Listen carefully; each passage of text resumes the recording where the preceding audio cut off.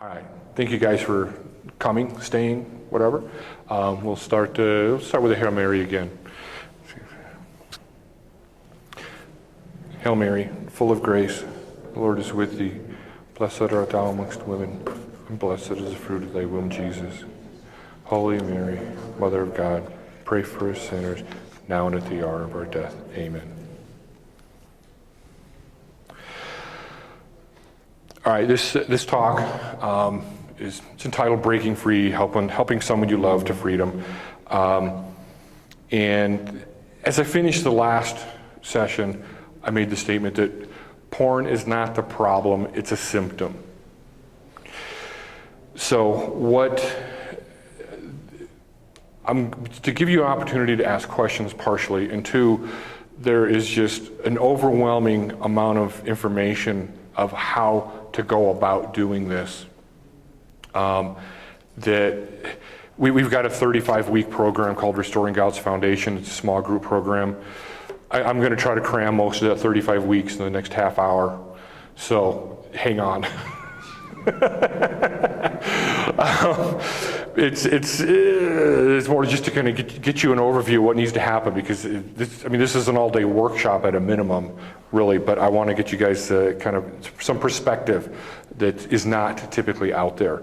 For the most part,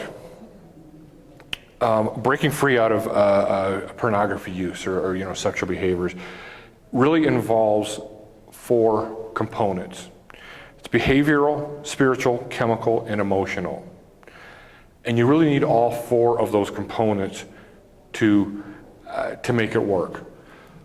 A lot of people or programs or whatever will just address behavioral. They'll address, just put some filters on your electronic devices and just stay away from it and you're good. That's a component, but that isn't going to work. It does. That's not happening. Another times groups will just say, "Oh, you need to pray more. You need to spend more time in adoration." You say, "Okay, those are all important things. Yeah, you do need to pray a lot, but praying it away is not the answer." Okay, it's a critical, serious component and mandatory component in it, but this is how I look at it, and people will respond, "Well, don't you think God can just take this away?" Sure, he can, but generally he won't. Because of the fact that we are all wounded and we are all broken, our acting out in pornography and sexual behavior or whatever is an extension to satisfy those wounds. So I kind of liken it to you got a broken arm, and the doctor just says, "Well, just take more painkiller." No, you've got to fix the arm. You don't just take more painkiller. You have disordered sexual desires, disordered behaviors, attachment, any of that. You don't just pray more. What happens, if you're listening, when you're praying, God will guide you to the resources and the people to heal what's wrong. If you're in a situation and like you didn't have a father, or your father, was abusive to you, or was or your mother was an alcoholic, or even less. I shared in my testimony on Wednesday, I didn't have an abusive or a broken home. I just, for whatever reason, felt my mother didn't love me, or that she loved me because she was supposed to. Not because I was worthy of it, but I didn't feel or receive that love for whatever reason. And that's where it took me all the way through, like I said, the prostitution, affairs, the whole thing.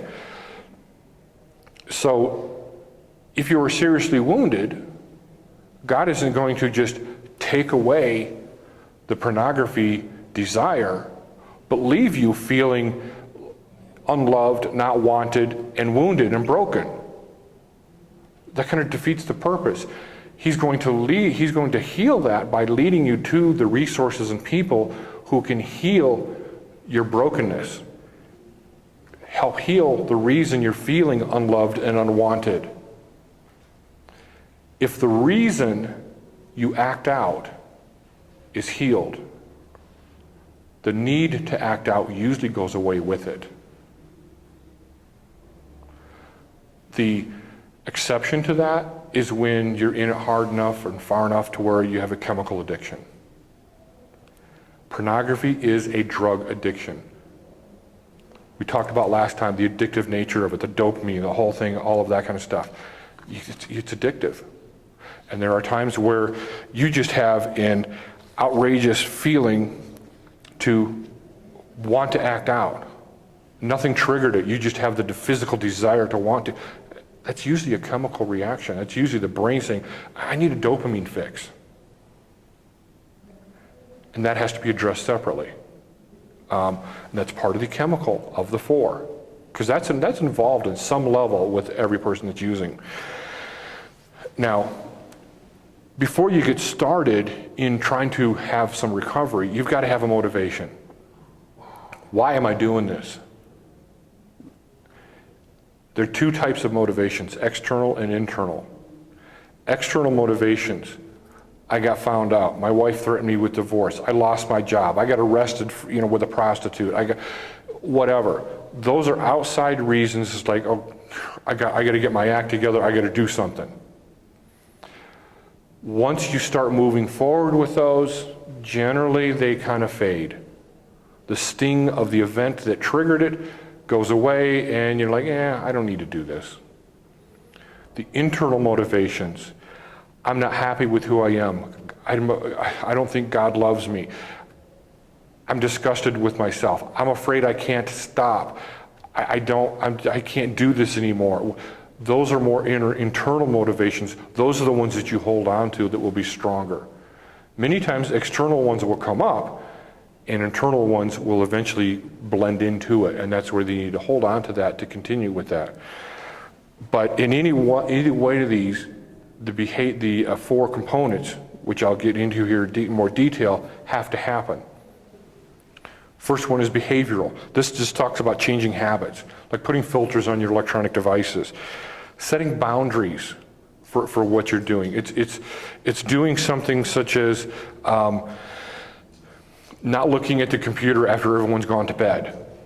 You might look at it, you might have an experience to where your whole family goes to bed, and I'm just going to check my email. And then you decide to look at Facebook. Then I wonder what my old girlfriend is doing on Facebook. Oh, and then she's marrying this guy. Oh, now it's like it wasn't me.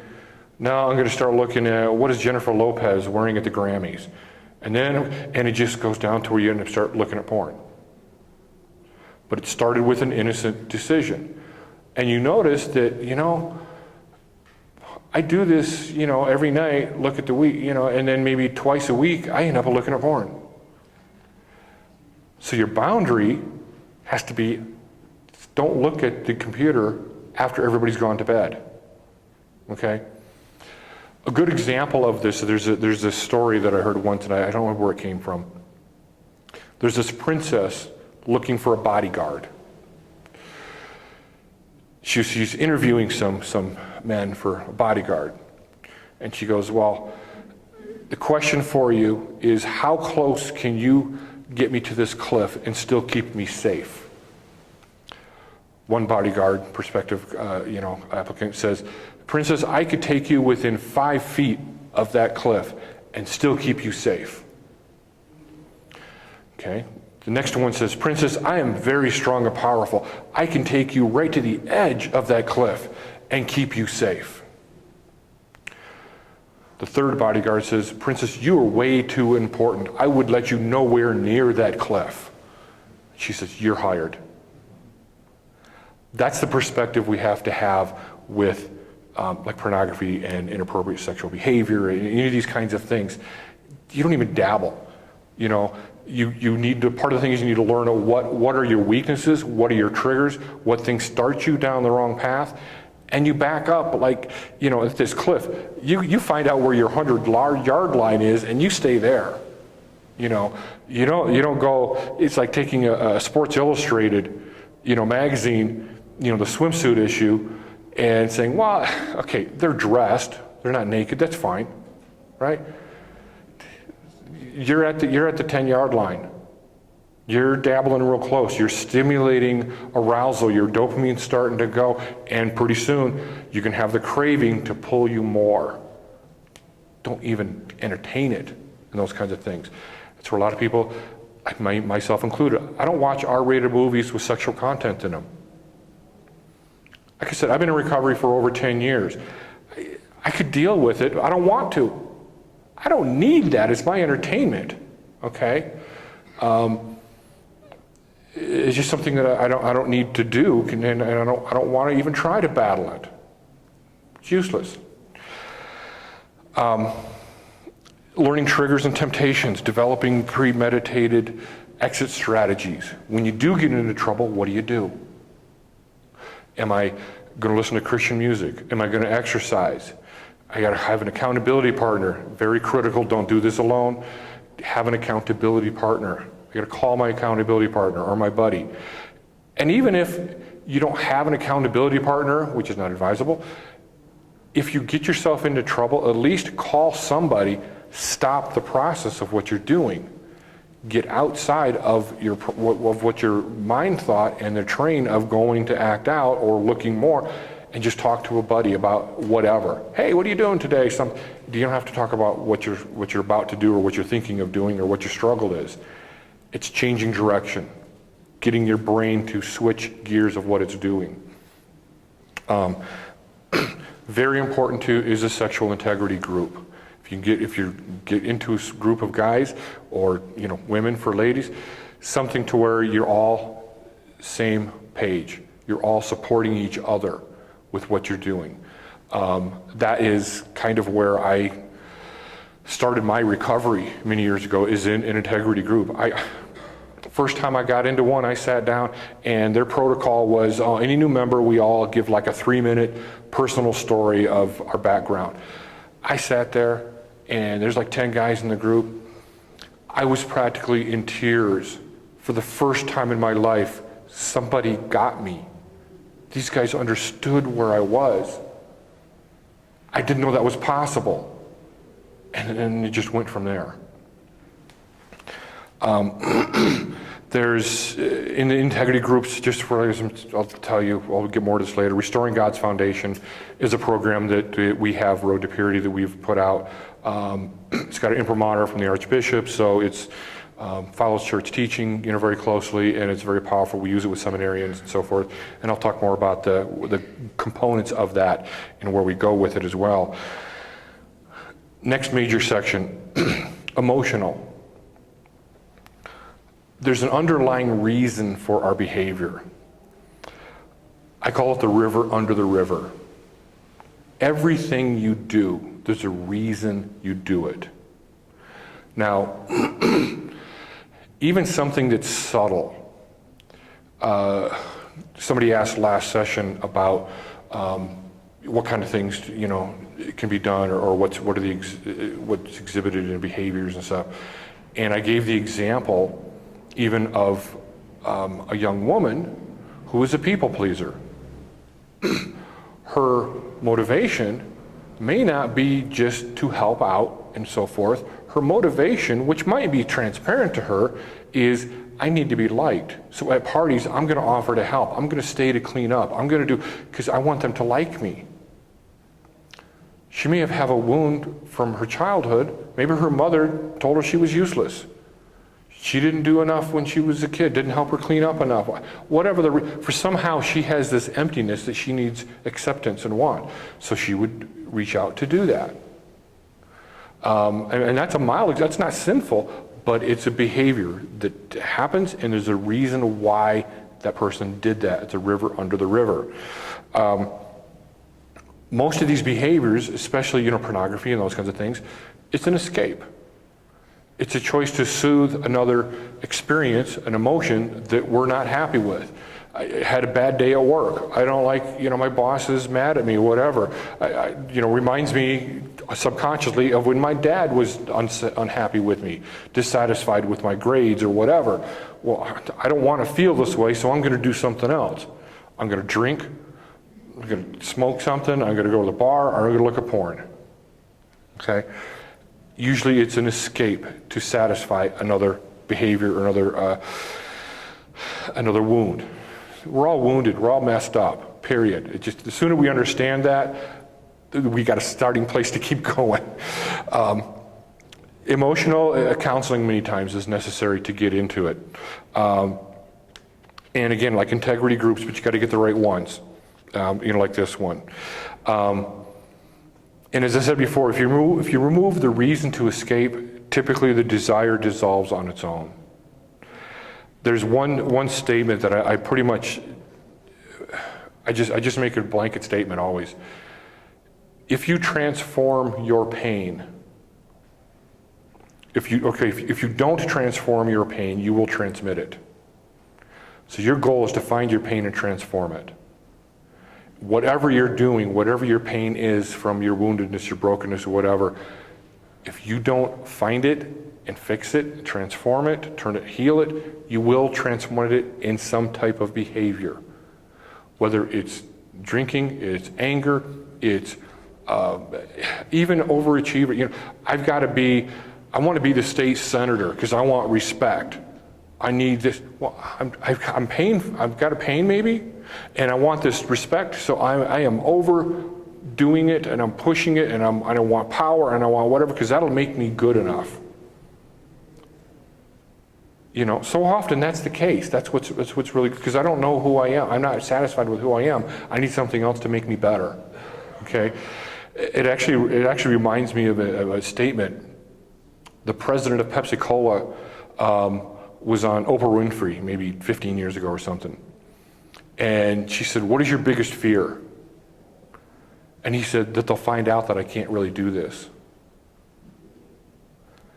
He's the president of Pepsi-Cola, but he's feeling like he's inadequate. That's just the root of who he was. That's what drove him to be there and what he was doing. If you don't transform this stuff, you will transmit it through your behaviors.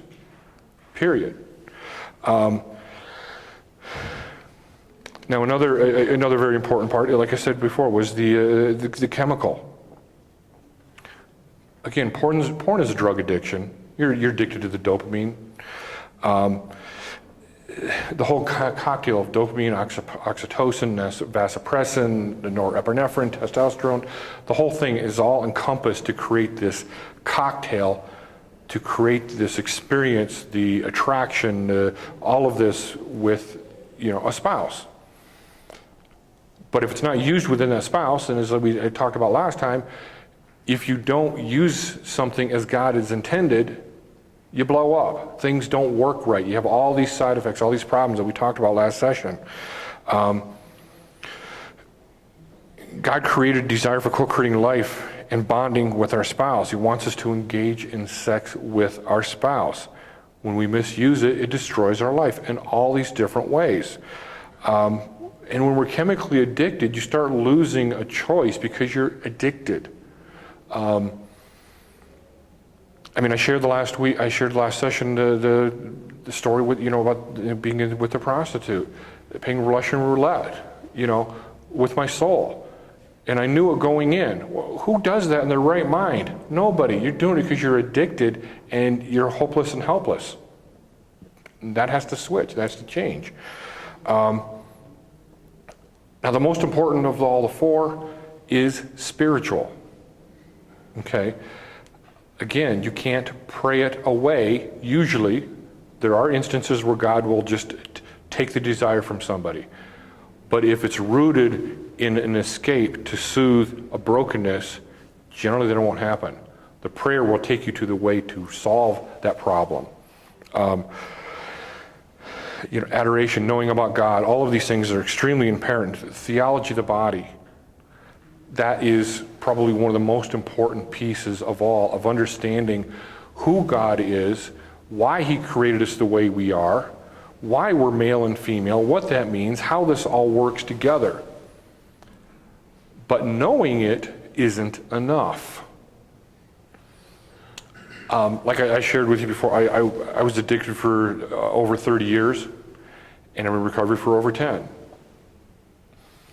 I began going through, counseling and so forth, and pretty much got into a place to where it was much better, much more, healed emotionally and so forth. It wasn't driving me like it was. But I didn't know a lot. So I listened to like a 6-hour course by Christopher West on theology of the body. I'm listening to it the whole 6 hours. I'm going, wow, are you kidding me? I had no idea. It just blew me away. The whole time, it just opened my eyes to so many things I had no idea of, even though I had worked through a lot of my sexual disorder. When I was done, I asked myself, and I think this was different by the Holy Spirit because the answer was not what I expected. I asked myself, if I knew about this 25 years ago, would I still have done everything I did? And my honest answer was yes. So then I had to ask, then why? And that's when I started probing and discovering more about the fact that it's a lot more than knowledge. Just because you teach somebody the theology of the body doesn't prevent them from getting involved in pornography and getting addicted. If they know it ahead of time, it can make a radical difference in getting involved. If somebody's an addict and you say, oh, here's theology of the body, it'll be nice, but it'd be hard pressed to actually heal them at that point. It will be a good tool, but that's why we need to start our kids young, as I said before. And there's some Monica Aschauer who was here. She's got some books and she did a workshop yesterday. I have some of her stuff that I've used for my own research to look at. She's got some toddler board books, TOB for toddlers, 2 and 3 years old. Here's my body, here's how God made me. That's where you start, if you can. If you're parents, you can do that with your kids, or if you're old enough, you have grandkids, get your kids to do that, or if they'll let you do it with your grandkids. Start very, very early. They need to understand who they are as people, as humans in their body, and who God is with them in their relationship and how that exists. That will go a long way to when they see something that's inappropriate, demonic, whatever, to go, wait, this doesn't jive with what I've learned for the last 10 years or whatever. It'd be a whole lot easier to work with it then, because so many parents don't know anything about sexuality or theology of the body in that way, and too many dads are stuck themselves. They go, how am I going to talk to my son? I can't even, but they're not admitting that because they're not coming out themselves, so let's just not talk about it. And that's worse, of all. In the spiritual part, it's very important in engaging, in the spiritual union with God, and it's a lot about asking Him for guidance of the other 3 areas. How to reveal my woundedness and what's wrong and my brokenness and so forth. One of the things I can't stress enough also is do not do this alone, the importance of accountability partners. Consider this. Jesus did not carry His cross alone. Why should you? Porn addiction is a cross, and a big one. Don't carry it alone.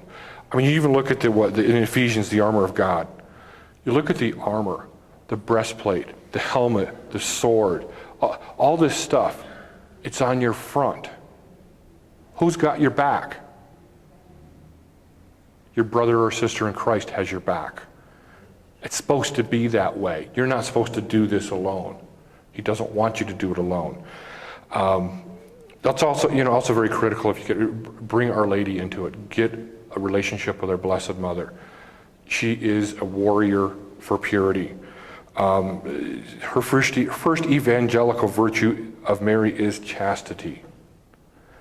She's strong. It's not like something, this Mary, I don't want her to know about this. She's the warrior that you cannot even imagine. Engage her to help fight this for you. Some of the stuff that I'm talking, these are our basic core issues with each of these things to kind of get to. The materials I have go way beyond that. The programs that I have, like I was telling you, get beyond just the basics of exit strategies or setting boundaries or putting on filters and so forth. That's kind of get you stable to go in the right direction, but it's changing who you are. And that's where this comes in. And I've got some subset versions of this that are good for individuals, because the primary program is designed for a small group at a parish or something, and it's a little more pricey for that. But once you get through some of the basics of boundaries and exit strategies and accountability and stuff, we start getting into cleansing of sin. There's a whole healing segment that's over half the 35-week program, and we talk about cleansing of sin and fellowship with God. We talk about the river under the river in much more detail. We just go into shame, triggers and early warning signs. There's something that I call the 3 I's. It's insignificance, incompetence, or impotence, which is being out of control. We spend 3 lessons on that. Most all of our emotions somehow fall into one of those or all of those, and they trigger us, and it's learning how to recognize those, deal with them, and learning false intimacy and true intimacy, and recognizing when I'm trying to go to false intimacy and how to go to true, authentic intimacy. And we discuss intimacy. Sex is one of the 8 building blocks of intimacy. The rest of them we can all obtain if you're not married. It's very powerful. And we talk about identity, our false identity, and how to dismantle our false self. The ideas of I'm worthless, I'm no good, nobody wants me, all that. Those are all lies. We find those, we dismantle them, and we get rid of those. It would take 2 sessions just doing that. Mother and father wounds. We start going to that affirmation and denial. Talked about with the kids' report card. 1 month, one time you got a report card, you got a B instead of all A's. His dad says, well, how come they're not all A's? Boom, denial. Even a kid comes home, he's got straight A's, brings it to his mom. Oh yeah, that's great, you got all straight A's. But if I had to grade you and clean your room, I'd give you an F. Well, that just eliminated the straight A's, But every one of you can say, yeah, I think I've said that to my kid. You weren't malicious. You weren't being, I'm going to be a jerk and I'm going to destroy this kid. No, you just said that. It came out of your mouth. But this 8-year-old or 12-year-old or whatever just gets destroyed. They get denied the love that they are looking for. So, and it's understanding that and just looking within ourselves and how we got that and trying to turn that around, and why that denial turned into these 3 I's and our brokenness. And we go into details in here how you could be 10 cents short in your bank account, bounce a check, and then by the end of the day you're looking at porn. And we'll track you through how you got there. And it makes complete sense and why it happened. And all the people that you destroyed on the way, the guy that cut you off on the freeway, you flipped him off, the barista that you got mad at, you sent her home crying because you were in a bad mood, and now she's rejecting her boyfriend, and now he's looking at, we go through a whole scenario of just this destruction that happens because of the brokenness we got and how we're affected by these things. And then one of the most important things is forgiveness. Yeah, okay, so my mom told me that, she'd give me an F for the way I cleaned my room. That was hurtful. I need to forgive her for that, because that statement of her has power over me. I need to sever that event. I need to sever that power she has by forgiving her and separating from it. And we go, just all these things, there's tons of exercises and everything that we go through within that to work on that. So that's what we do in going much deeper than just some basic porn recovery. It's recovering yourself and all your issues as well, and the porn stuff kind of goes away when you fix that stuff a lot of times. But you have the tools besides as well to help that. So again, like I said, we have the resources out there. I'll talk to anybody out there. And if I didn't say it before, Road to Purity is a nonprofit organization. That means we need money and we don't have any. So we're always looking for donations and support. And with that said, that's what I have for now on this topic with that. But I want to try to leave enough time. I know we're pushing it already because there was so much here for questions on this. So who's got questions? What about guys that, or whoever, who really want to get out of the porn thing, but they don't believe in God, they're agnostic or atheist or something? I mean, is there any way for them to go through? You know, that's a really hard question, and it's a hard one for me because of where I've come. I came to know, I would convert, Catholic convert.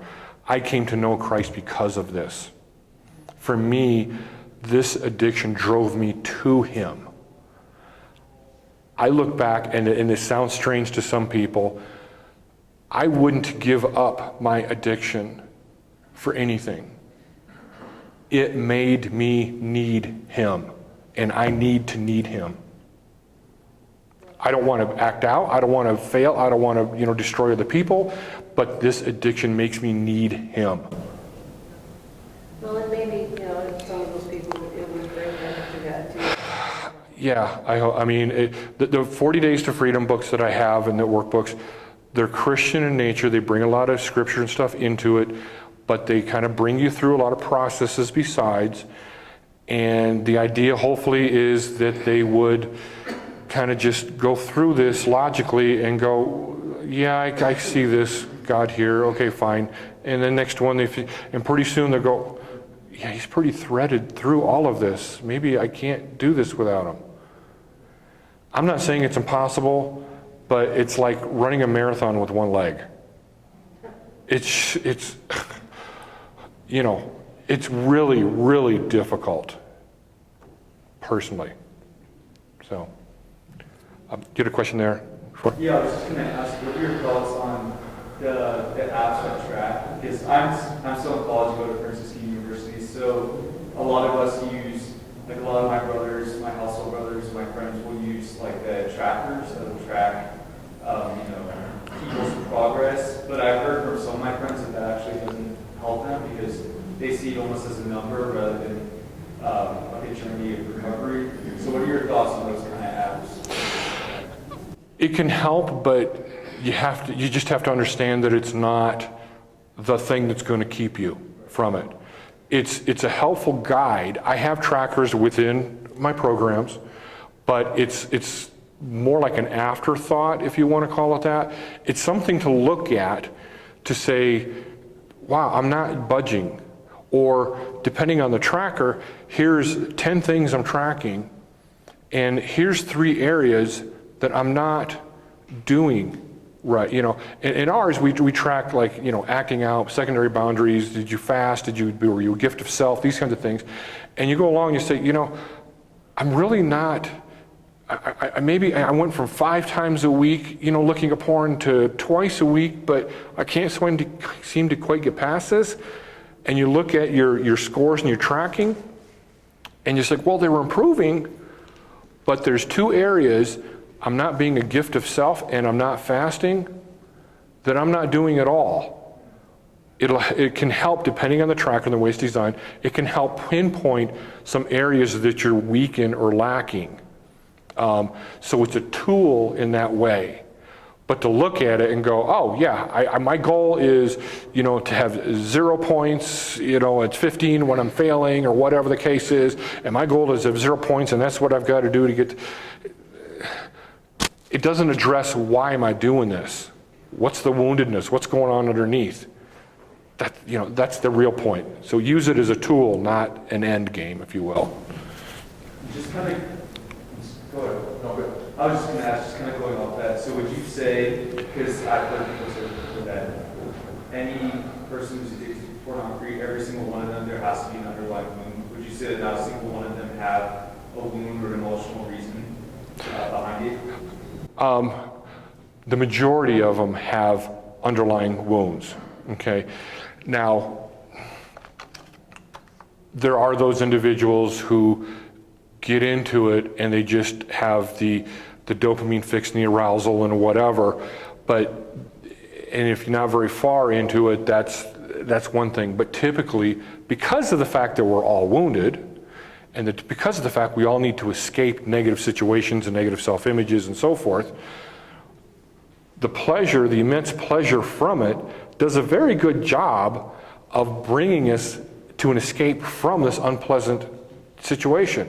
And it's transparent that that's what we're doing in a lot of cases. It just ends up that way.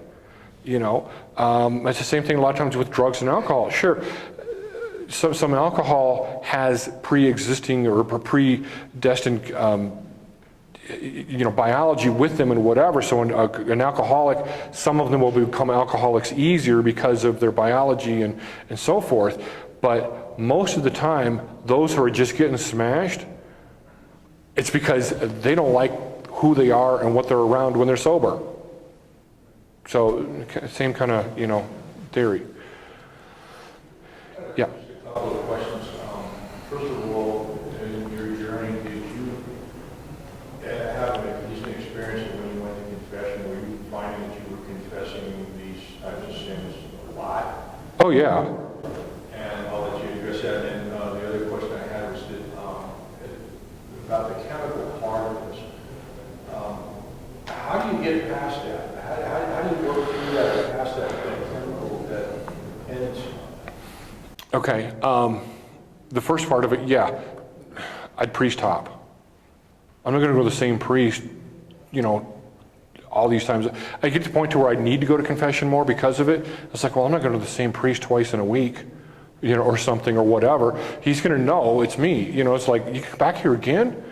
Maybe he isn't. They're supposed to forget. They're supposed to all that. But in my mind, because I'm self-conscious, because I'm guilty, because I'm going, oh, he's going to think less of me and whatever. So yeah, I'd go to this church I just church then, and whatever. The chemical part of it is one of the more difficult parts to overcome. It's finding a substitute, if you will, for the pleasure centers to take them off. Because one of the other things too is depending on how far you are, leaving it, having some sobriety or abstinence, you will begin to have withdrawal symptoms of various types. I mean, there will be anything from anxiety to cold sweats to inability to perform, with your spouse. There's a whole slew of physical side effects that happen from withdrawal. There are two things when you look at this.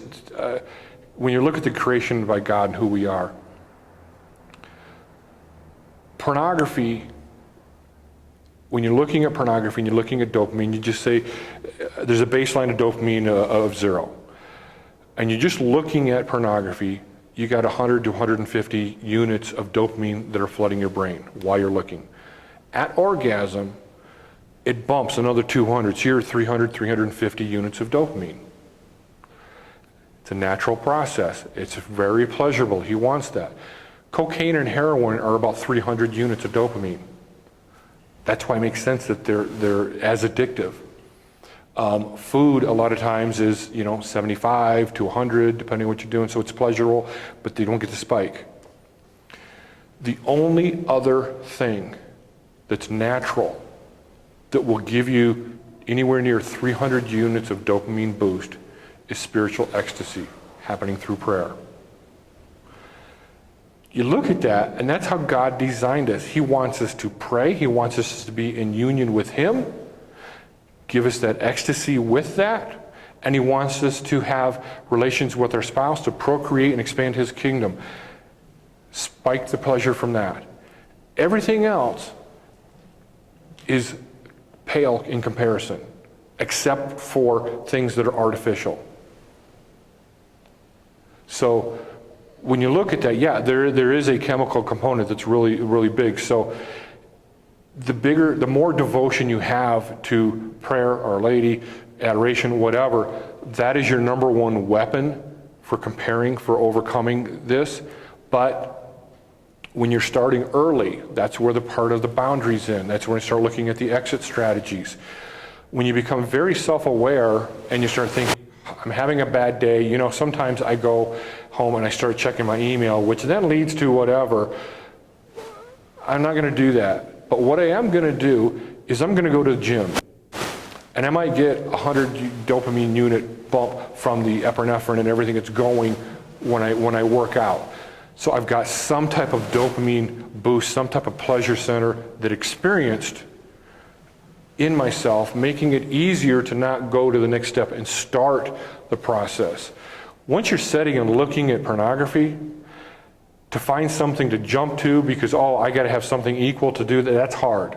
That's why the statement, the train has left the station, so to speak. When you're in the process and you're already going that direction, it's not impossible, but oh, it is hard. It is hard to just stop in the middle and say, I'm not doing this. If that happens, that's the grace of God. Latch onto that. Oh. Did that answer it enough? Okay. Anybody else? Can you repeat your 3 I's? Insignificance, incompetence, and impotence. In this case, impotence means out of control. So that's everything kind of relates to that. And I talk about that in my 40 Days to Freedom book, and we spent 3 weeks going in this, and we have exercises in our homework of this program that evaluates that every day. Here's an event. What happened? What of the 3 I's were at play? Where did it go? And what did I do? How did that lead to false intimacy, or did it? And can I go to true intimacy? And what did I do there? And if I went to false intimacy and I recognize that, now let's take a step and go to true intimacy. And I show you how to do that and where that is. Okay. If you mind asking, so in regards to, you know, especially with my generation of younger people, we're more exposed to it now. So what would you say for children who, like I personally, I have one friend in particular that she says she's addicted to pornography because her uncle exposed it to her when she was little, so it's out of her control. But unfortunately, she grew up on that, so her hormones through puberty were fed with that. So how would you say that rewiring works if literally throughout puberty, she was almost grown on that? At that level, and this is an opinion on my side, at that level, because it was shown to her, she's involved in a spiritual disorder at this point. You said it was her uncle? Yes. Yeah, so her uncle now has created this generational sin of exposing this to her. And now she's in bondage from it as a result of this other person. That is a spiritual or demonic influence that has created that issue. That's kind of a different set of processes that has to happen along with the rest of this stuff. There's still boundaries, exit strategies, all that kind of stuff. But the whole change of her psyche and what she believes is appropriate and acceptable. And I guarantee if she's been in it for that long, she's also a chemical and you know, drug addict to it as well. And it's learning and training and working on some spiritual influences on that is going to be important. Dan, a follow-up question on that. How many of the people that you've worked with along those lines have partaken in, taken advantage of something like the Unbound deliverance ministries and things like that to work on deliverance from the enemy spirits that maybe they've got with them? I don't have anybody that's worked with Unbound directly, but one of the things is we have in our tons of materials we have. I have a renunciation of spirits pamphlet that can guide you through renouncing spirits, you know, of all kinds of things, and we got a spiritual warfare prayer card. So those are some things that we can help, just kind of offer that to help. But, at the level where she probably is, she's probably going to need external influence and help through, a priest or somebody that has some level of exorcism experience in something, probably. I don't know that. That needs to be, determined by somebody. But I would go that direction and say, there's maybe something here. Let's investigate this and see, and let somebody who's expert in that area determine what's in there. The reason I ask is just like I said, because especially for us younger people, like I know a lot of people who they started really young. Yeah. So that's kind of where I'm getting at. Is if you start young at the age where your brain is already going through changes and that's involved. Right. Would you say then that all of them then need potential like spiritual external sources? Generally, you would need some type of spiritual influence in it. I mean, this is a spiritual disorder at its root, period, anyway. The situation where the uncle introduced it to her, that's a potential transfer of some type of demonic influence or spirit, potentially, anyway. So that needs to be addressed in that way. Starting young, it's a lot of what we were already talking about, but it is addressing a complete psychological shift of what you believe sexuality to be. And that's theology of the body stuff that you need to be aware of. And that's key in that. But again, knowing isn't enough. It's critical. It's helpful when you're trying to overcome this and say, well, I got to stop this, and where am I going? But have a destination. What is the right thing? How's it supposed to be? That's invaluable in that part of it. But the other processes of you're setting boundaries and accountability and working through that, and then working through the chemical addiction part of it, are still all have to be there.